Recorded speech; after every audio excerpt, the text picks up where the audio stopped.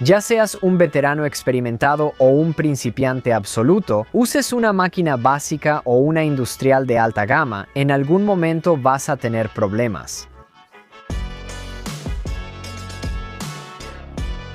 Así que en este video vamos a ver las más de 20 fallas más comunes, que van desde problemas molestos de calidad de impresión hasta fallas catastróficas. Para que entiendas sus causas y, lo más importante, cómo solucionarlas rápido, vamos allá. Para tu comodidad, he dividido este video en secciones, que a su vez están divididas en capítulos. Comenzamos la lista con los problemas de la cama de impresión. Si lo prefieres, usa los capítulos de abajo para adelantar. Quizá aprendas algo, aunque estés en una sección que ya dominas. El problema más común en impresión 3D es la adhesión a la cama. Para que una impresión sea exitosa, debe adherirse lo suficiente para que se apilen las siguientes capas. Si tus impresiones 3D se despegan durante la impresión y crean monstruos de espagueti, probablemente el problema sea la adhesión a la cama. Esto puede deberse a varias causas que aprenderás a diagnosticar en el video, como una altura Z incorrecta. Pero por ahora, el primer y más importante paso de diagnóstico es uno que nunca está de más. Lava tu base de impresión con un jabón para trastes desengrasante de alta calidad. Ahora, he hablado de esto tantas veces en el canal que ya perdí la cuenta.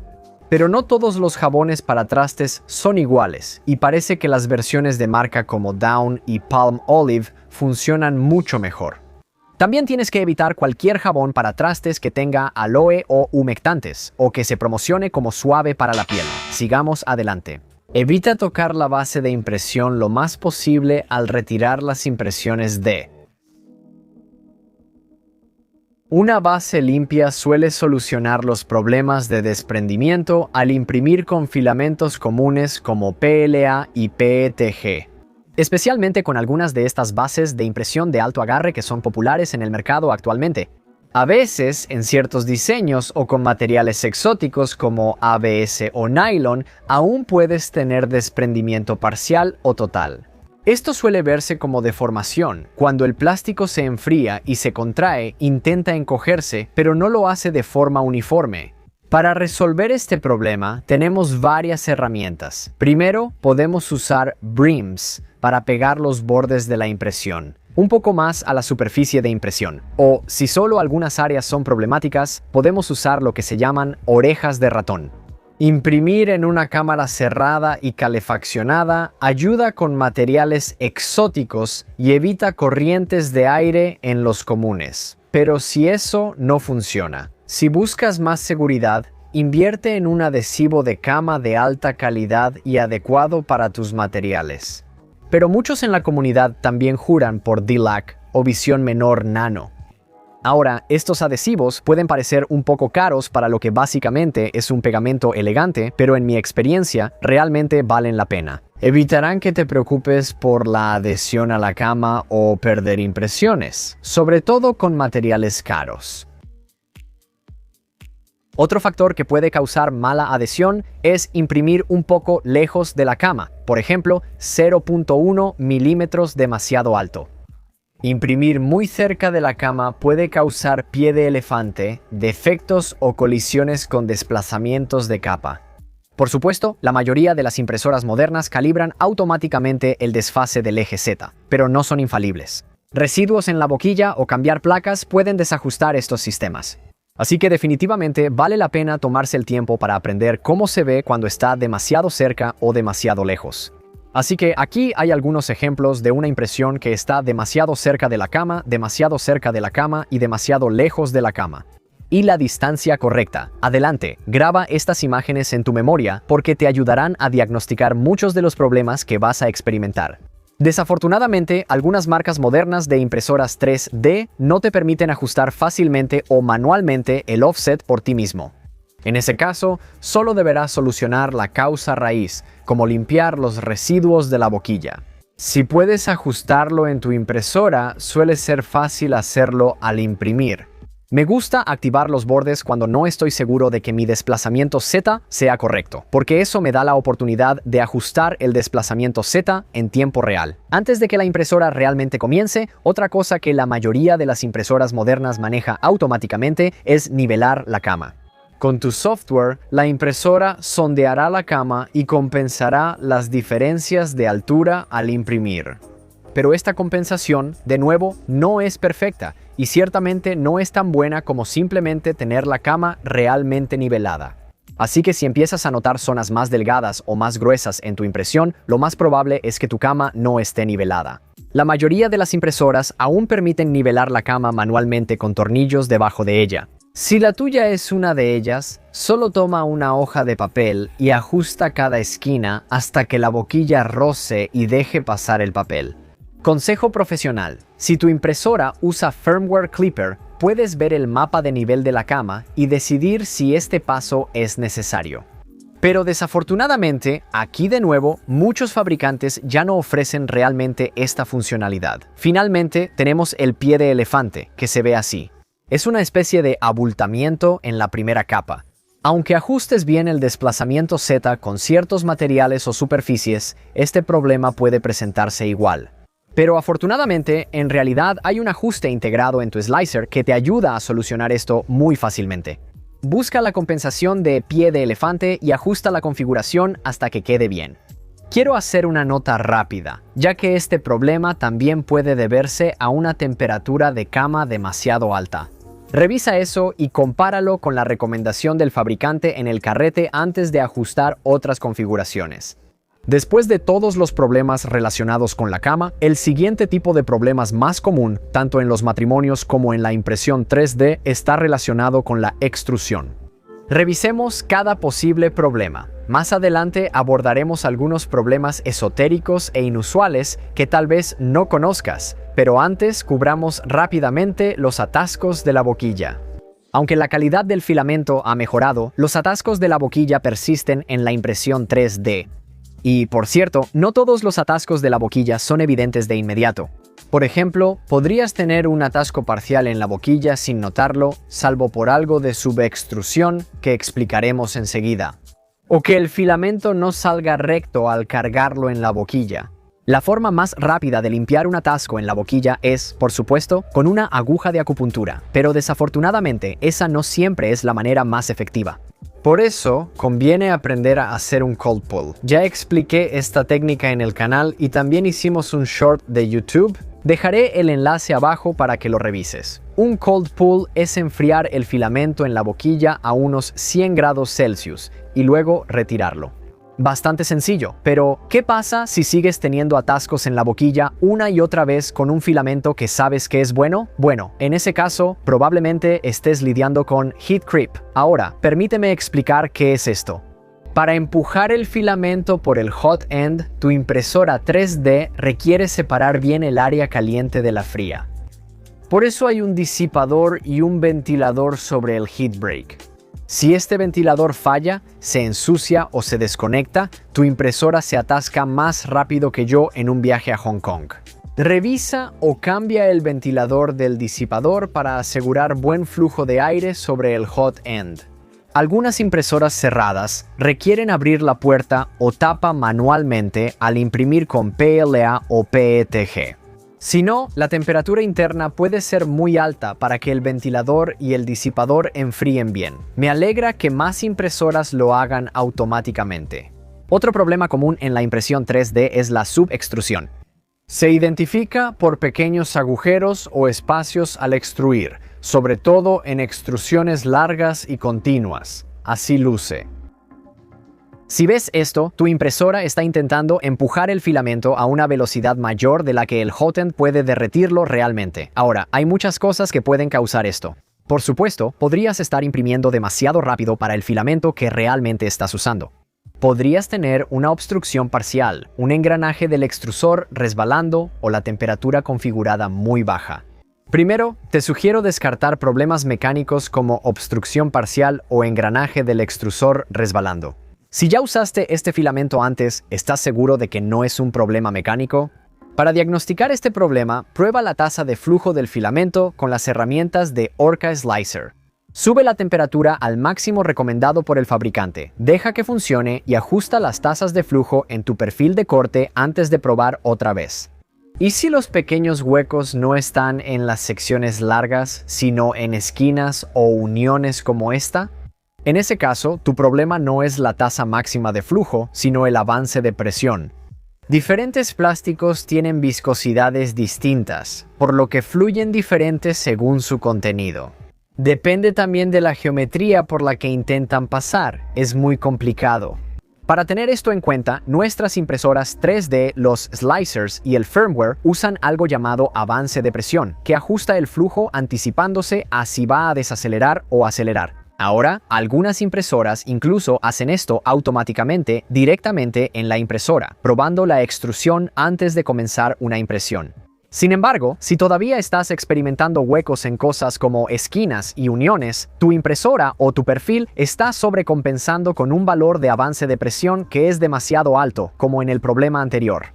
Puedes solucionarlo imprimiendo una prueba de presión en Orca Slicer para encontrar el valor ideal de tu filamento.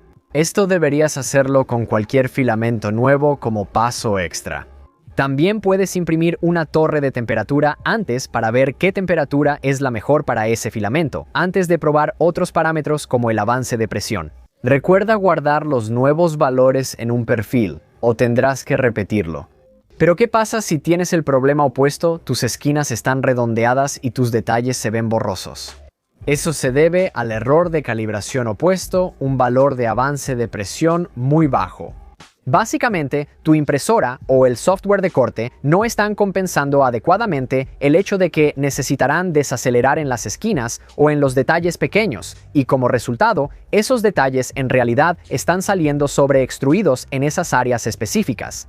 Afortunadamente, ya conoces la solución. Solo imprime una prueba de avance de presión y ajústala según sea necesario. Bien, pero ¿qué pasa si en toda tu impresión hay imprecisión? Si las dimensiones no son precisas, las líneas se ven mal y las piezas no encajan. Probablemente estés lidiando con sobreextrusión. Hay que admitir que este caso es más raro, porque la mayoría de los slicers modernos tienen multiplicadores de extrusión bastante buenos para la mayoría de los filamentos comunes. Y probablemente tu impresora vino de fábrica con los pasos del extrusor calibrados correctamente, a menos que sea una impresora hecha por ti mismo. Pero a medida que explores y pruebes filamentos más exóticos y nuevos, lo cual te recomiendo mucho, tarde o temprano te vas a topar con este problema. Así que deberías saber cómo identificarlo desde ahora. Este no es tan fácil de ajustar como otros, ya que no existe una prueba definitiva para saber qué valores ingresar. Un buen inicio es revisar las recomendaciones del fabricante y ver el multiplicador de extrusión sugerido. También puedes revisar filamentos similares de otras marcas o perfiles de otras compañías en tu laminador, para darte una idea de valores iniciales. Luego puedes ajustar el flujo desde la impresora mientras imprimes. Ahora sigue la contracción. Este es uno de esos problemas molestos, donde la impresión parece perfecta. Pero en el momento en que intentas usarla, te das cuenta de que es un poquito demasiado pequeña. Tal vez un rodamiento no quepa en una carcasa o una tapa no encaje en una caja.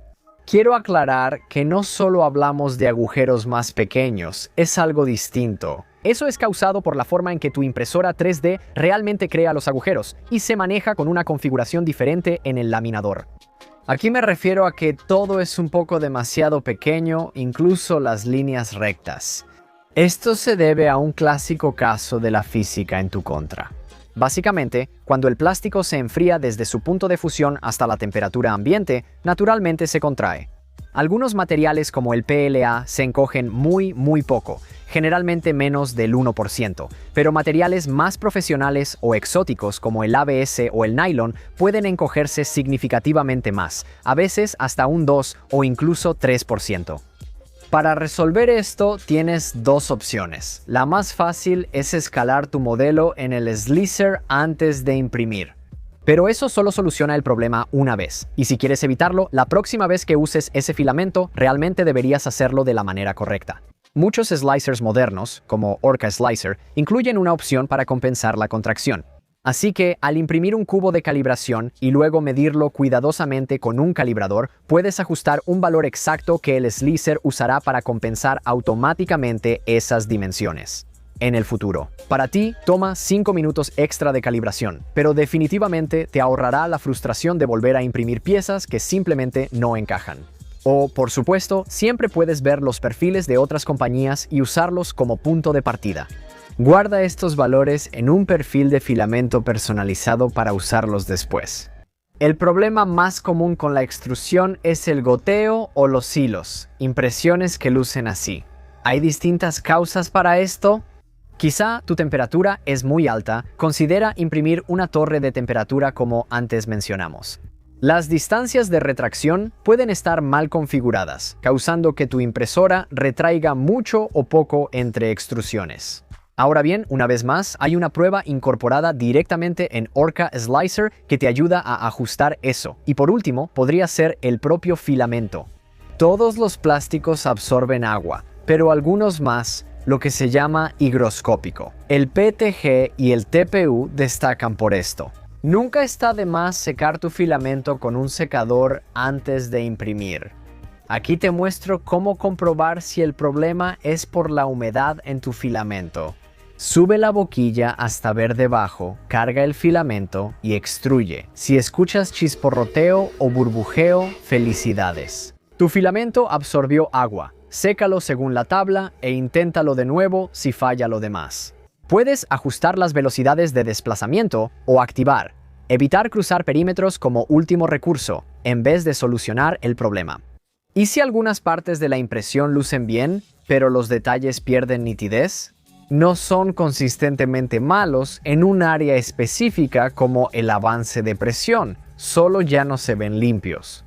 Este es más difícil de diagnosticar porque podría ser la velocidad de impresión o problemas con el sistema de movimiento que veremos en la siguiente sección. Pero también podría ser una boquilla desgastada. Las boquillas de impresión 3D se consideran consumibles y pueden desgastarse muy rápido con los compuestos actuales llenos de carbono y vidrio. Este problema suele pasar desapercibido porque el deterioro de la calidad es lento y casi imperceptible. Es como no notar que envejeces hasta que subes muchos videos a YouTube y piensas, ¿qué pasó? Para descartar el problema, quita y limpia la boquilla, luego revisa la salida. Si no es circular o el círculo se ve más grande que el de una boquilla nueva, que espero tengas a la mano, cámbiala. Problema resuelto. Ya hablamos de detalles feos, capas inferiores feas, parches grandes y feos, pero ¿qué pasa si tus superficies superiores se ven feas? Esto es parecido a la sobreextrusión, pero solo afecta la capa superior. Afortunadamente, es por esta razón exacta que nuestros slicers nos dan un control más detallado sobre esa capa superior. Primero, podemos ajustar el ancho de extrusión de nuestra capa superior, configurándolo para que sea más fino o más grueso.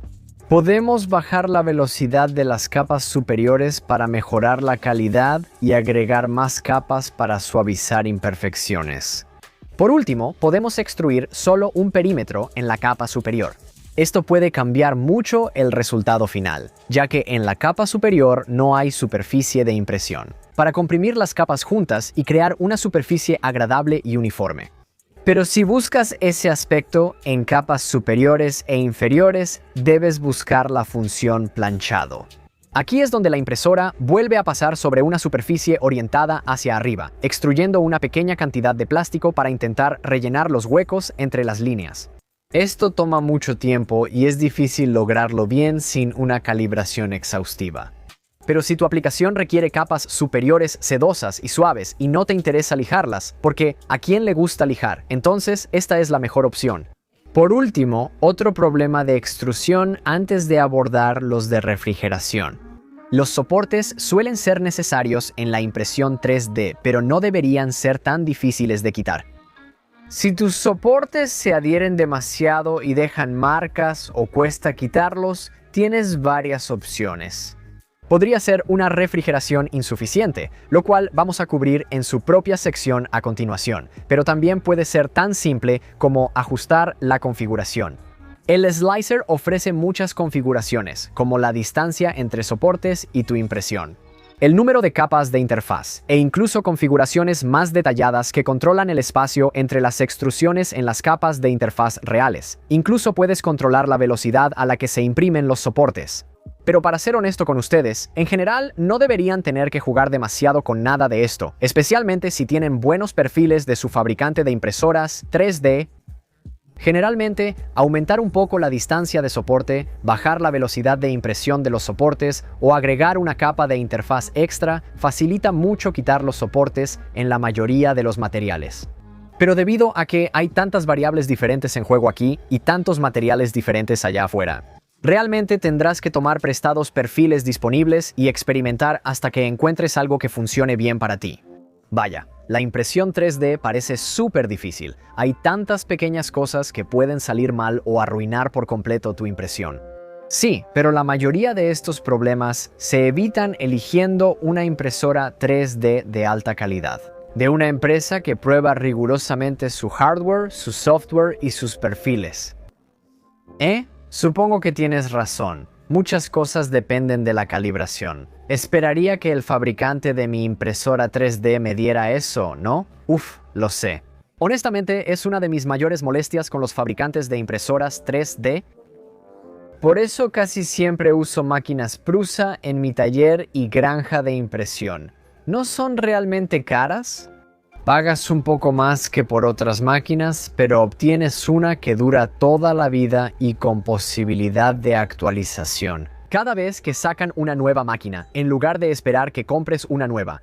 Además, cuentas con soporte 24 horas, seguridad garantizada, hardware y firmware de código abierto y un ecosistema de software, cortadores y filamentos compatibles. También apoyas a una empresa que aporta a la comunidad de impresión 3D, no solo recibe. Siento que siempre estoy en un anuncio, ¿verdad? Listo, ya resolvimos los problemas de cama y extrusión. Ahora hablemos de los problemas de refrigeración. Estos son un poco más simples que los otros que vimos en este video. Solo puede haber exceso o falta de refrigeración. Así que voy a seguir adelante y repasar estos un poco más rápido, mostrándote cómo se ven y cuál de las dos causas los provoca. Nuestro primer problema relacionado con la refrigeración es una mala adhesión entre capas, para ser justos. Esto puede ser causado por imprimir demasiado rápido o a una temperatura demasiado baja. Además, ahora con materiales más exóticos, también puede ser causado por imprimir en un ambiente demasiado frío. Pero el punto aquí es que este problema, en última instancia, es causado por las gotas individuales de plástico de dos capas separadas. Simplemente no están lo suficientemente calientes cuando se unen.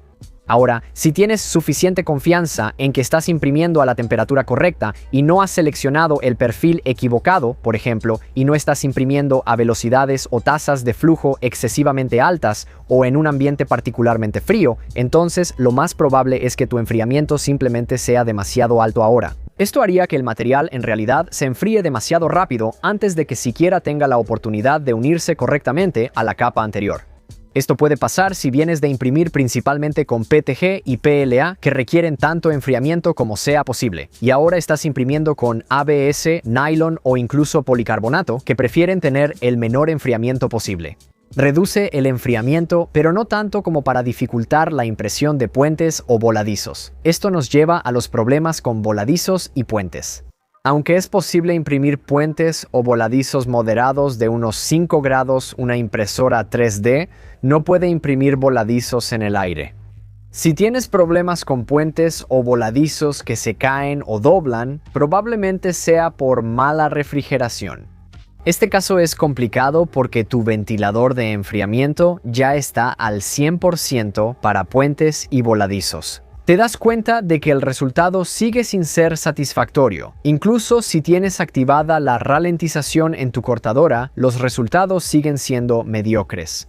Si es así, probablemente el problema sea la dirección de salida de aire del ventilador.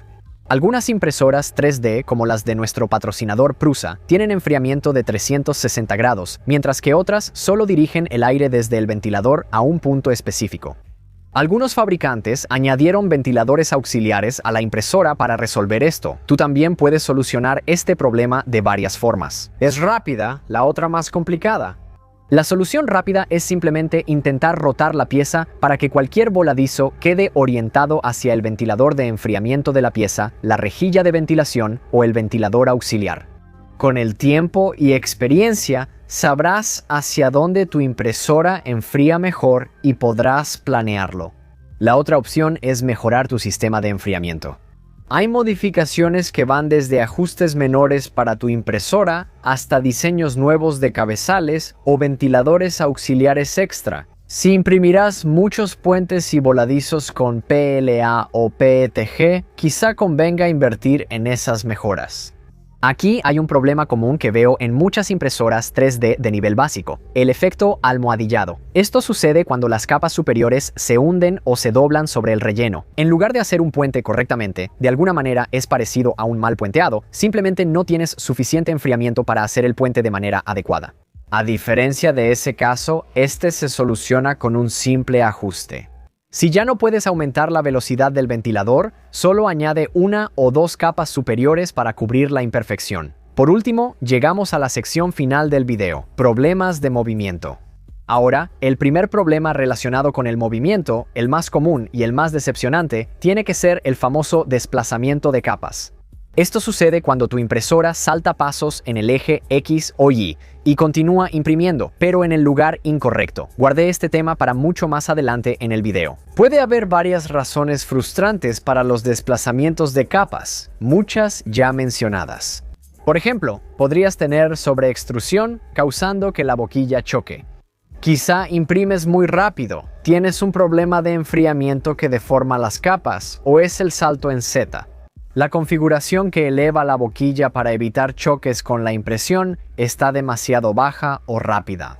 Orca Slicer ofrece pruebas para ajustar la mayoría de estas configuraciones, por lo que es un buen inicio. Los desplazamientos de capa también pueden deberse a problemas más graves. Incluyen correas flojas, residuos en poleas, poca lubricación, obstrucción en el cabezal o filamento o rodamientos dañados. Así que, si ajustar las velocidades, la refrigeración, la extrusión, el multiplicador y la configuración de SAHOP no resuelve tu problema, intenta desactivar los motores de tu impresora y mover el cabezal de la herramienta por todo el rango de movimiento. Intenta sentir si hay áreas de resistencia o fricción o ver dónde podría estar ocurriendo una colisión. Si todo parece estar bien, entonces probablemente sea la velocidad de impresión o la tensión de las correas. Así que vamos a cubrir eso a continuación en nuestra sección sobre ghosting y ringing. Por cómo operan las impresoras 3D, algo de ghosting o ringing es inevitable. Si experimentas más de lo normal, como las impresiones que ves en pantalla, puede haber varias causas. Primero, revisa la tensión de las correas, ya que con el tiempo pueden desajustarse y causar vibraciones o movimientos imprecisos en tu impresora 3D. Algunas empresas publican guías para tensar correas de sus impresoras, otras sugieren herramientas para medir la tensión.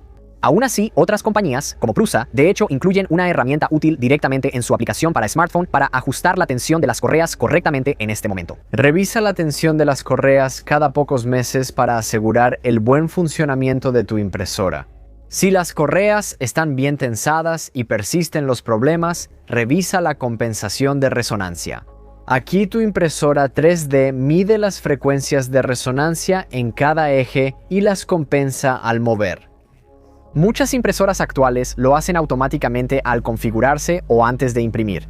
Si la tuya no lo hace, normalmente puedes medir y guardar los valores manualmente.